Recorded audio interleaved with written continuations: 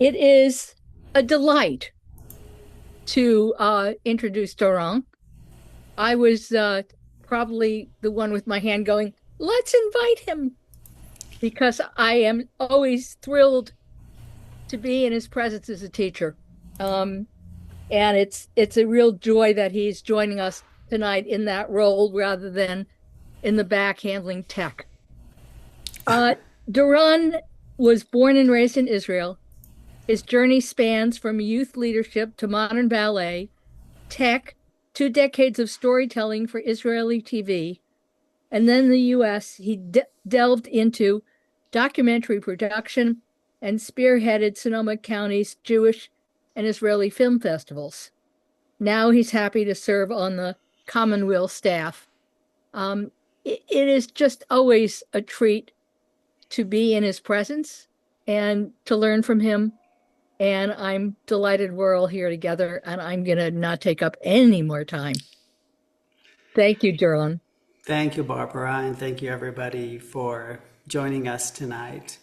When I was approached about teaching tonight and talking about Ruth and her story, what most resonated with me is the story of her as an immigrant and how I feel as an immigrant. Before I left Israel, I was frequently asked if I'd miss Israel. And of course, I always said, yes, I know I will. But I didn't know what exactly I would miss. Of course, family and friends. But there are so many other things there that I miss. I thought that I would come here to a new home and just live in the new culture, the new society, the new community. And after trying for a very short time to do that, I realized that I can't really do that. There are so many things that I left behind that are still part of me. And I can't just walk away from them. And I also realized that even though it's my personal experience, it is a universal experience for many people who left where they called home and found, hopefully, or were trying to find a new home. So tonight I want to explore together. I will share some of my experiences, and I would love to hear some of your experiences. And together we'll look at, through the prism of what Ruth left behind when she said, your people are my people and your land is my land. What did she actually leave behind? As some people did mention in some of our previous sessions. Growing up in an immigrant society, because Israel is an immigrant society, and especially for my generation, literally 3/4 of the parents of my generation came from somewhere else. They were immigrants. They had a mother tongue that wasn't Hebrew. They had a cuisine that they left behind. They had a weather, a land that they left behind.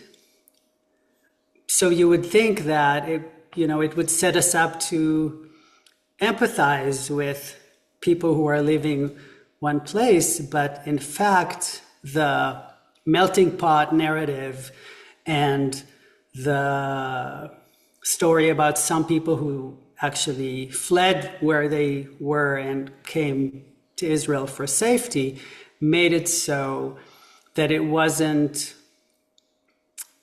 well accepted to embrace the culture that you left. So people were ashamed of their mother tongue and their cuisines and their music and a lot of the culture that they had before they came. And they tried to be the all-Israeli, quote unquote, person. And if they couldn't, they tried their best to have their children be that person.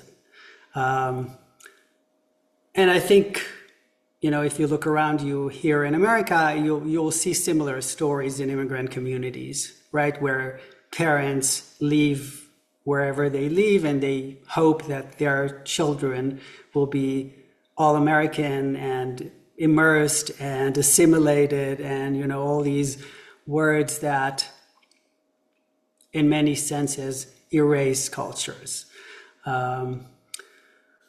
So what do we leave behind when we move away? And of course, moving away doesn't have to be immigrating. It could be that you moved within the country that you were born and raised in, but moved to it, from one coast to another, from, a cold climate to a warm climate and vice versa.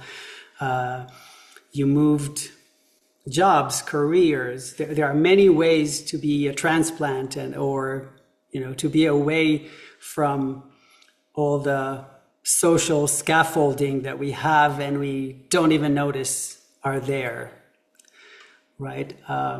So I made a little list of threads that I hope we can cover tonight. And I'm hoping to hear from you as well.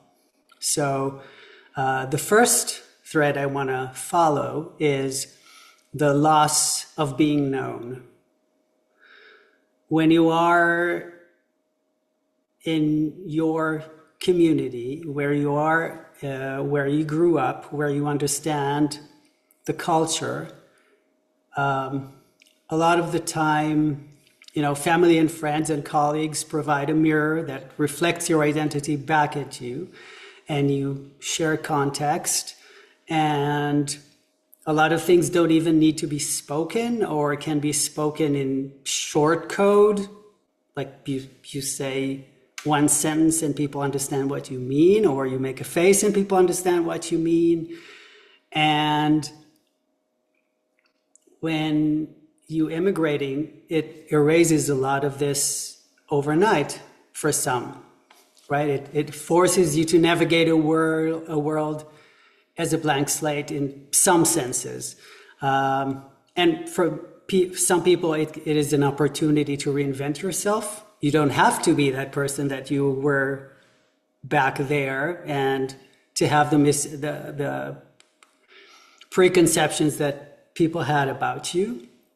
But for others, or in other senses for the same people, it can be a daunting prospect, because I always say that I will never be as eloquent or as clear or as nuanced in English that I am in Hebrew. I know that I never will be, and I'm pretty good in English, but I'll never get the little shades and little colors that I have in Hebrew. The ability to pull up a quote or the right word, or that kind of thing. So I want to open the room for your reflections about what is it that we lose when we lose being known.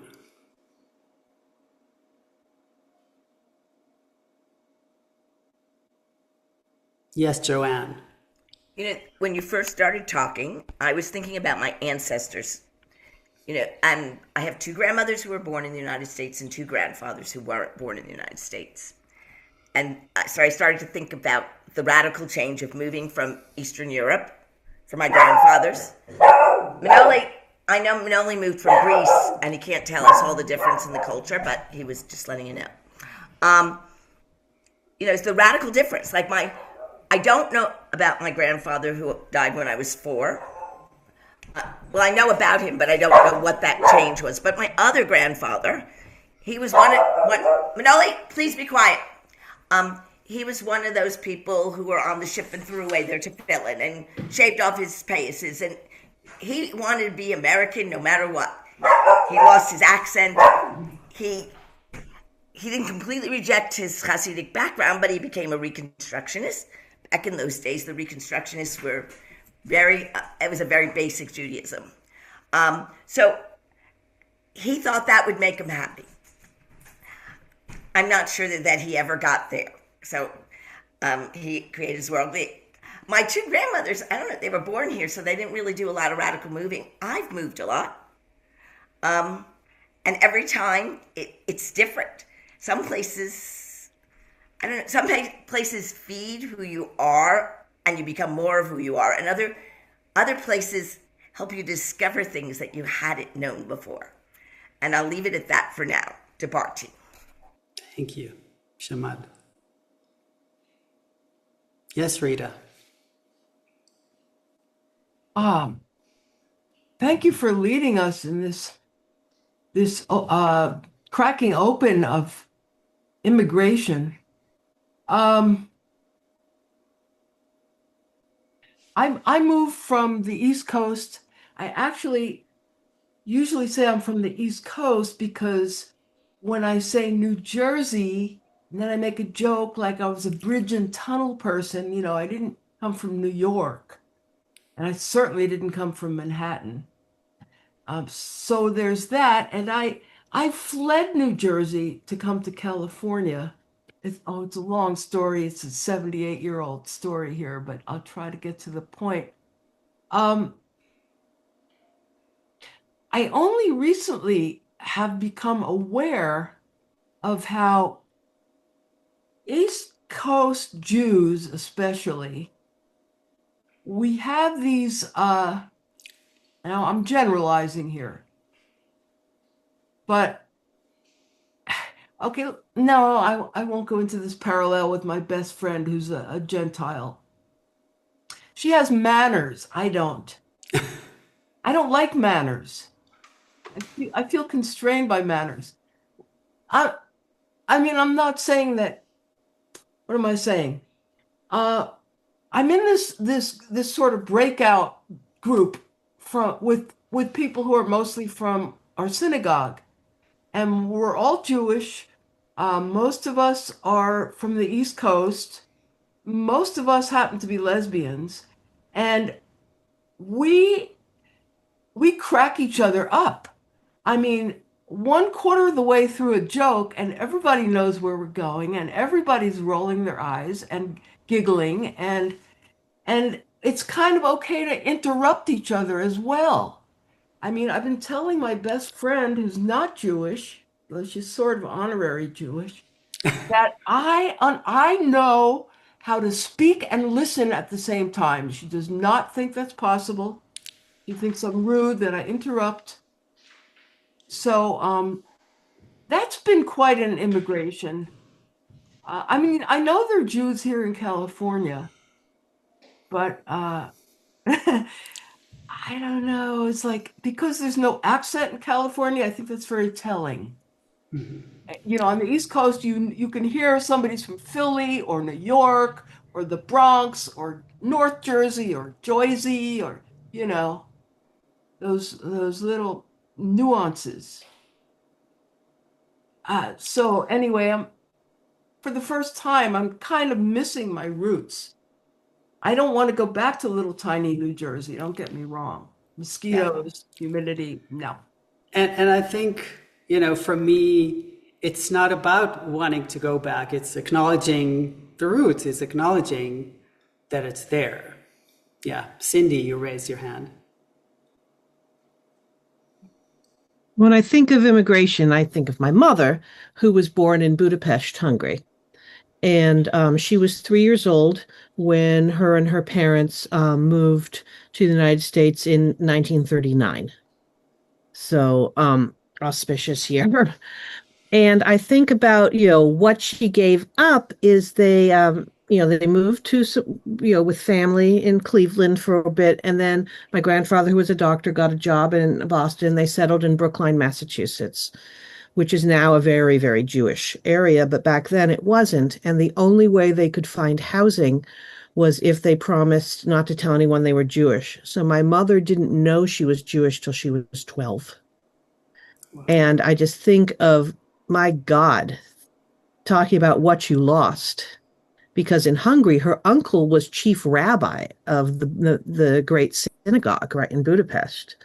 You know, they were I don't know how religious they were, but they were, I mean, the uncle obviously was, but they had this huge Jewish community, and it was completely lost when she came to the United States. On the other hand, had they stayed, they were right in the middle of the ghetto, and family members died, and obviously not, getting out was the right thing. But I just think of, my God, to give up your entire identity and not even know you had lost it.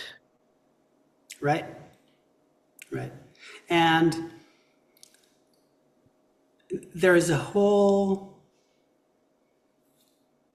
thing of people who move to a new country and they lose who they are or how they perceive themselves. For example, journalists, attorneys, teachers, people whose identity and what they do is language based, and suddenly they're somewhere where the language is not what they know how to do, right? Personal story, I was a video editor for 20 years, and when I moved here, I thought, can I be a video editor? I mean, technically I can because I know how to push the right buttons, but being a video editor is about storytelling, not just about doing computer stuff. And will I understand enough of the cultural context and the Americana and the references to be able to do it well? I mean, that was something that I thought about, because you leave behind a lot of your culture. There's another piece that I wanted to relate to what you said, Rita, about interrupting people, and that's also a cultural thing. I just saw not too long ago, the cadence of conversation in different cultures is different. So there are cultures where a person speaks, they stop, there is a pause of a few seconds, and only then can the other person continue. There are cultures, I think American culture is more or less that way, where a person stops and immediately the next person continues. And there are cultures like Israeli culture, where the next person begins a few seconds before the previous person stopped. You interrupt them and you continue. Just like you said, I can listen and talk at the same time. So kind of. And it's a cultural adjustment.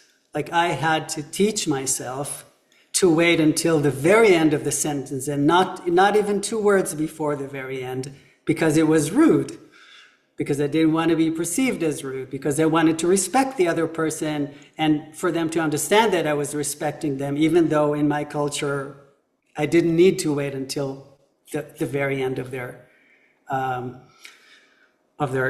sentence. Let's think what fits in the suitcase and what doesn't fit in the suitcase, right? So when you move to a new place, yes, you can bring stuff, but stuff, in my opinion, is not very important or very valuable.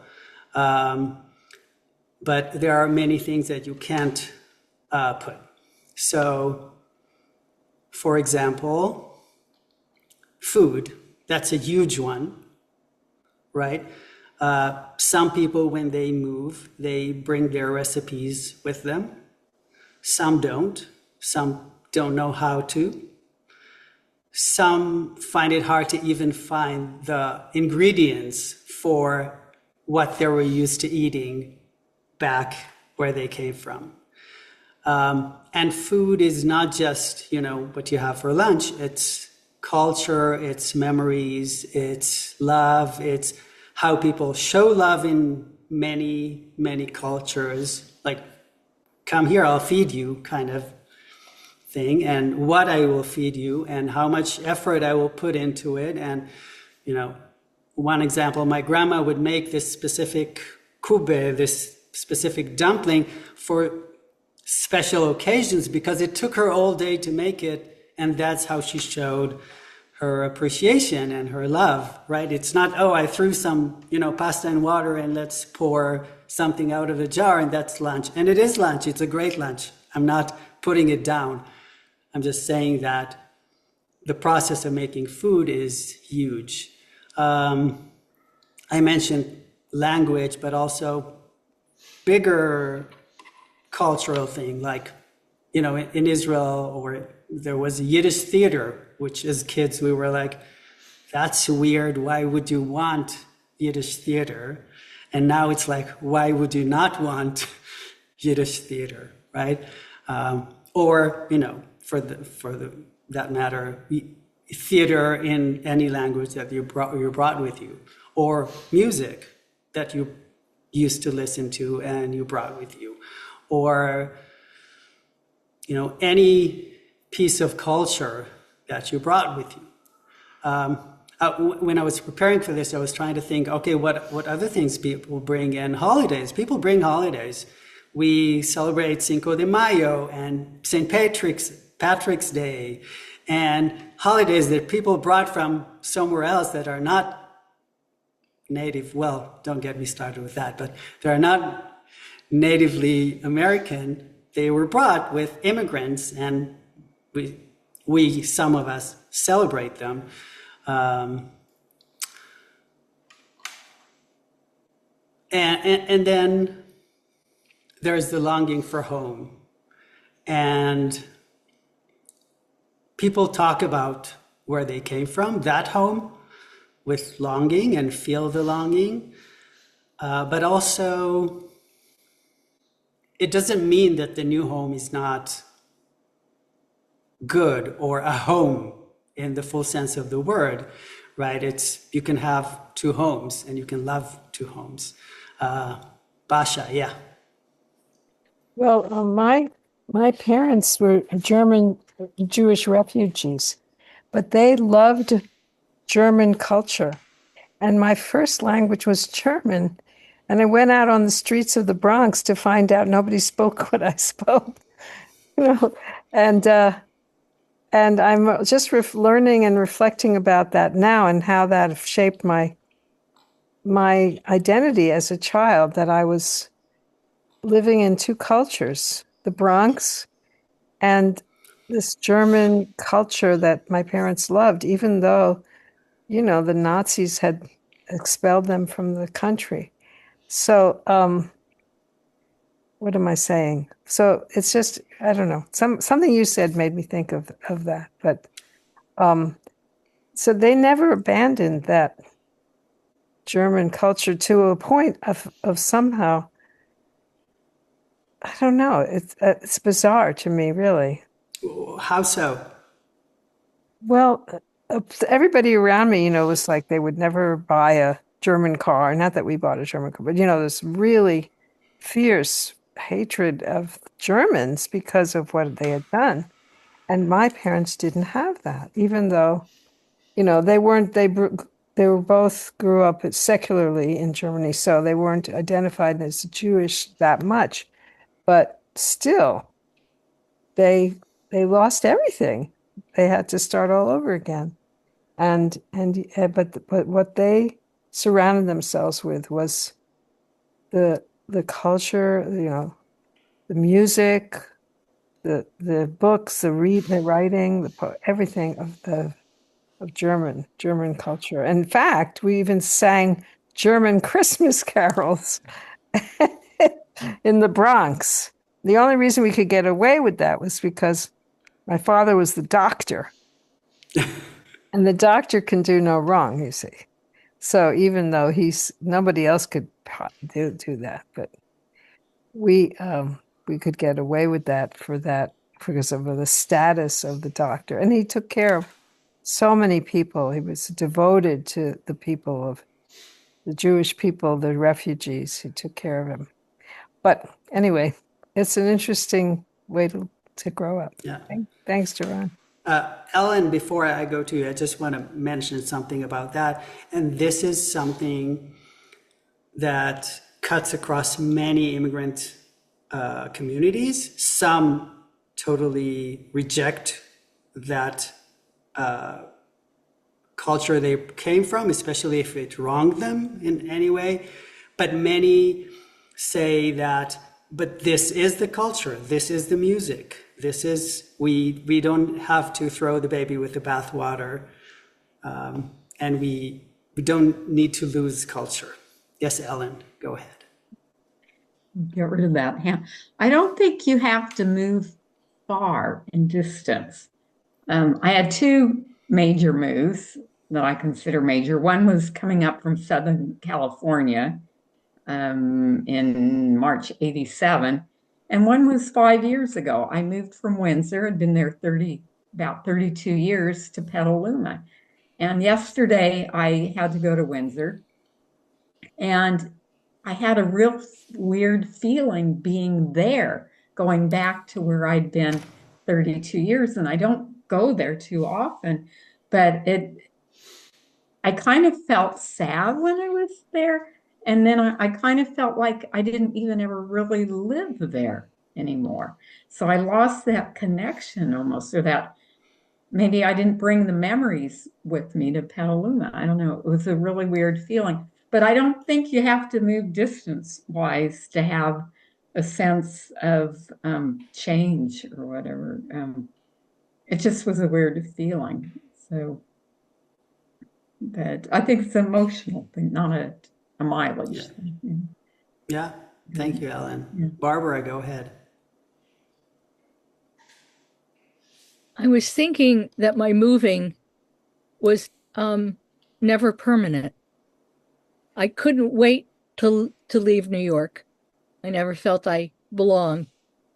And I think it had to do with spending most of my first 5 years in Prospect Park in Brooklyn. And therefore, a city environment always felt alien. And then I spent 10 years in the Midwest. And when I left the Midwest, I swore I would never live somewhere where I had to scrape the ice from the inside of the windshield. And then I ended up in California, where I've been for 40 years.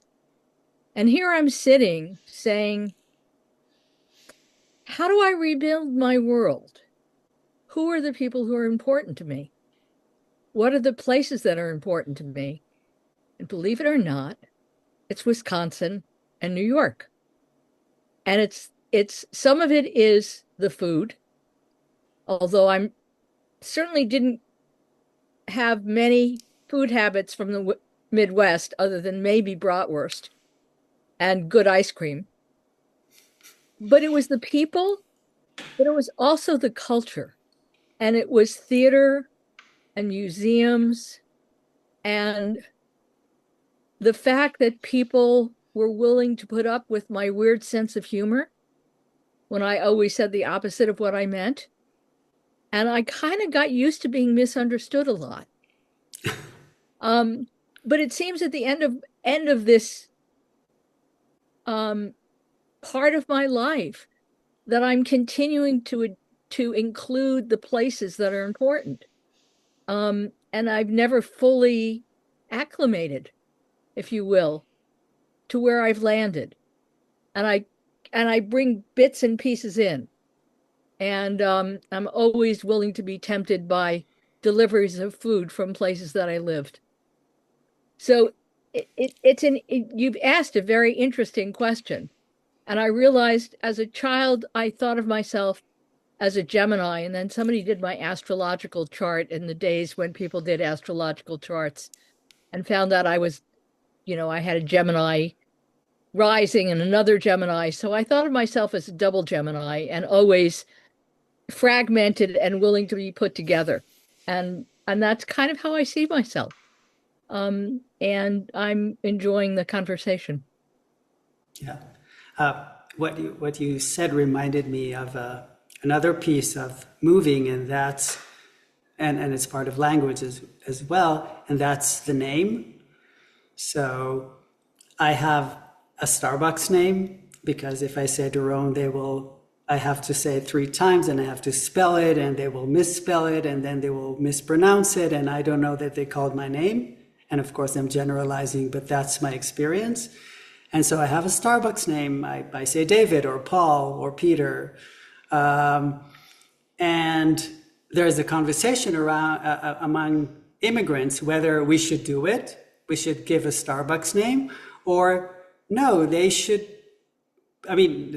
people should get used to the fact that not all names are Peter, Paul, and David. There is a Doron, there is a Pedro, there is other names. And so there's a tension here between I want to be presenced and I want to be seen, but also I don't want to make the effort every single time, right? So that's another piece of it. Any other comments? Yes, Shoshana, go ahead. I'm very moved. I'm having all kinds of thoughts about my grandmother from Ukraine and my other grandmother who, but I'm also thinking about the Ruth story and Moab, that she comes from Moab, and the Messiah will come from this union of the immigrant and the person from the land, and just this time that we're in, where there's so much intolerance that's being, revved up, and how meaningful that story is right now, that the Messiah is going to come from that union of difference and opening our hearts. And I really appreciate this conversation. And I'm not sure we even have to wait until the Messiah comes. I think King David came from that union. That's just a few generations down the line. Yes, Rabbi Diane, go ahead. Yeah, it is a very moving conversation. And what I've been thinking about, a couple of things. One is that my maternal grandparents were both immigrants, one from Hungary and one from Russia.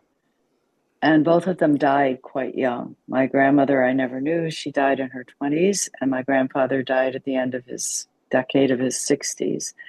And I've thought about how that unprocessed grief of what was left behind affected their health and their longevity and their ability to have relationships here. The other thing I was thinking was, in the story of Ruth, Naomi and her family are also immigrants.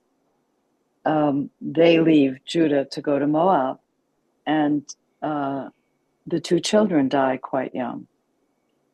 And, their names indicate a pining and a sickness and something that, so in the story, it goes both ways. Naomi, and perhaps there's something in her that is willing to take on Ruth because she's been in that position herself. Yeah. And you mentioned the names before in your session, and it brought to me that, these names are really, really symbolic. And especially, for me in Hebrew, Orpah literally means the back of her neck. She showed the back of her head. So she walked away, she showed the back of her head. And Ruth, and I'm pretty sure it's explained in the text that she is a companion, a friend. That's what her name literally means. These names are very symbolic. I also wanted to touch on the choice that Ruth is making. And I want to raise the question, does she make a choice? Does she have a choice? Right? Like, we look at it and we say, Orpah decided to go back to her mother's home, and Ruth decided to go with her mother-in-law and not to go with her mother-in-law. But what kind of a choice was it? Right? Like, did she have any possible choice and she chose that path? Or did she have very little choice and she chose that path? And again, that harkens back to other immigrants and other immigration stories where, they chose, because we choose to move from one place to another, they chose to emigrate, but what kind of a choice is it when we move away? Yes, Leah, please. You bring up something interesting for me, regarding choice, in 2015, I moved here because my son and his wife had a baby, and there was nothing holding me in Schenectady, where I'd lived all my life, upstate New York. And I moved here joyously. And it was only after I'd been here for a while that I realized that this really, and then I found Ner Shalom, and I never had expected to find such a community that spoke to every part of me, that welcomed me more fully and in more detail than I could ever have hoped for. But I went to New York for a couple of weeks ago. I came back, I'm driving down the road, and I realized I feel like I'm in exile here because my body misses the rivers and the streams and the mountains and the green. I do not miss scraping the ice off from the inside of my windshield. And I would not move back to upstate New York again because it's too cold. But I have said to my son and his wife, I will go where you go. And of course, it's a choice. I could stay in a place where I have no family. They are my only family. But that doesn't feel like a choice to me. And I said that to them, and I moved here joyously, and they are tremendously welcoming, and I feel that I am definitely part of the family. But I don't feel at home here geographically. Upstate New York calls to me when I'm there driving along the road where I can see my rivers. I feel like my body is singing, this is where I belong. So what I gave up was something I had no idea I would even miss, but I did, and I do. So thank you for this, Doron. Thank you. Yeah, And everybody. I feel a similar feeling when, I typically go to Israel in the summer in August, and August is hot and muggy and humid and in the 90s, and everybody's crabbier than usual. And people ask me, why do you choose to go that time? And I say, because my body loves it, because I love the heat. I need a few weeks of that to feel at home. So yeah, I feel you, Leah. More reflections.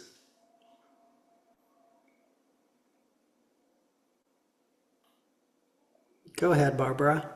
I thought I saw Sherry's hand up. No. Yeah, go ahead, Marcia. Well, my mother was born in Vienna. And she came here in the mid-1920s when she was a toddler, thinking that she would stay for a couple of months until things got quieter and her father wouldn't be beaten up again for being Jewish, which happened even in those times. And it ended up that they stayed. And she had an uncle who was a rabbi in Brooklyn, but her parents, I think her father ended up, he was an artist by love, but he made fur coats until he grew a victory garden in Brooklyn. In Brooklyn, he decided to become a farmer. And farming this little yard in Brooklyn, they moved to upstate New York and bought a big farm. And all the Brooklyn relatives would come and act like they were on vacation at the farm while everybody who owned the farm was working their tails off, milking the cows and doing the haying and growing the food and all of that. And my grandparents never lost their accents, their German accents, but they also contributed to their community, and they were unique as Jewish farmers.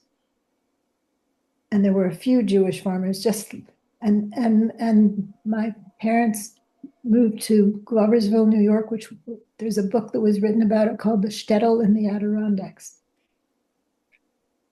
But it's not like that anymore because all the Jewish people left because the factories closed. And there's just a few people left. So there's like the remnants there, like there's the remnants in towns in Europe. Right. But for many, many, many years, returned to New York and to Brooklyn and upstate New York in the summer when I could. And now so many people have died who were part of my history and my past that I just have a few cousins there, but it's like now I'm the grandma and I'm in California. And I've been here longer than I was anywhere. But being Jewish and being part of an immigrant family was part of my upbringing. Yeah. I mean, my observation has been that transformation takes generations to connect to what you were saying, Marcia. So, the first generation of immigrants will, many of them will keep their accent, whether they choose or not. I know that I open my mouth and people know that I have an accent immediately. So first generations will be the immigrants. The second generation, their children will be brought up and raised on some of the cultures and the habits and the stories of the previous home, but also they are already immersed and rooted in the new place. And only the next generations are like, yes, it's a grandpa story, but I'm from here and my parents are from here. And so it takes generations for these changes to take effect, so to speak. And depending on, I guess, many variables, but sometimes the transformation never ends. Like we're always there. We will always be from somewhere. Generations later, some people deny that they're from somewhere else, but in America, okay, go far enough. Most people, like over 90% of people, are from somewhere else, even though generations have passed and the transformation has evolved, right? And yeah, we just mentioned Ruth and Boaz, and generations later, King David, which is the all Israeli, quote unquote, person born of a Moabite immigrant and a Judean farmer. So yeah, I think we are at time. So I wanted to thank you so much for joining. We've actually got about another 10 minutes. Oh, awesome. Yeah. Reb Irwin has asked that we finish up at 35 after. Okay, great. So, any other thoughts before I launch into another thought? Yes, Joanne, go ahead. So I heard I think I heard some different threads here. We have physically moving, and then we have the culture of the people who we were with. And I was just thinking about that because I just returned from a trip where I went to dedicate my parents' gravestones because my sisters didn't do it. They just popped them in. And that was in Virginia. I have no connection to Virginia whatsoever. A story for another time. And then I was down in Florida with my late father's companion who turned 95 today. I was the first of the birthday shift. And I always feel very comfortable in Fort Lauderdale, which I'm surrounded by people there that I grew up with. When I go there, it's not a terrain that I love the Atlantic Ocean, but I feel my connection there to the people. And, I just see it as two different things. And so I just want to lay it out there to Barty. Shamati. Basha, you raised your hand? Yeah, I did, but it's a little different. It's that my children are what's called global nomads, because when Ben was in kindergarten, Sarah was in second grade, we moved to the Philippines and then into Indonesia. For 9 years, they lived overseas.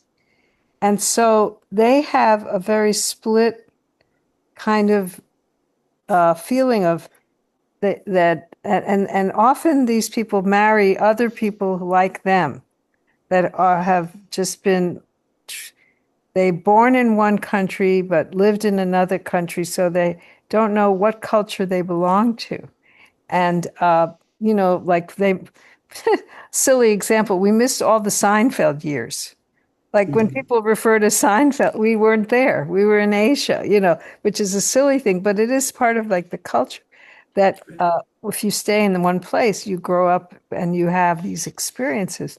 So my son married a Jewish New York girl who's never moved at all, but my daughter married somebody who started in Russia, moved to Israel, and ended up in Kansas. And so there's this interesting phenomenon of not being sure what culture you belong to. And anyway, that's just another take on this. Yeah, and before I give you the mic, Susan, I just wanted to say that my experience, and I think yours is as well, that culture is not a monolith, right? It's not like you're either American or not American. It's so many things. It's so, yeah, you missed the Seinfeld years, but you have so much going on culturally, right?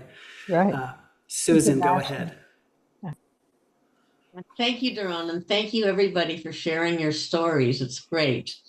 So it made me think a little bit of my story, which is that I was a transplant twice. My parents are both first generation Canadians. And I was a first generation North Dakotan. And for me, being Jewish in a place like North Dakota has always been sort of the biggest identifying characteristic of my life, because I was always not really of the place. So it makes me very appreciative of people who pick up and leave and go to another place. And so I think in these times where we are confronted with the reality of people having to pick up and leave, being forced to pick up and leave, reminds me kind of the luxury that I had of being able to move because my family wanted to, not because we had to. Certainly the previous generations had to. So I just always think of what it's like to live in our country, a place where if you are not of this place, if you are of certain other places, your life is always at risk. And I'm very grateful that we were transplants and we didn't feel like our life was at risk. So I just find this time so troubling, as we all do. But to just think about how it is that people who made their way to this country and thought they had found a safe place are now in an unsafe place. Debarchi. Shamati. Yes, this is a big one. Yes. I think we touched it a little bit when we talked about choice, and right, like when people choose quote unquote, or not in quotes, to move to a different place, what kind of a choice it is. And what you're mentioning is the other side of that choice. When they arrive, what is, what are the repercussions of the choice, and who's waiting for them on the other side? And is there anybody waiting for them on the other side? And us as a community, when we receive people who come from another place, how do we receive them? How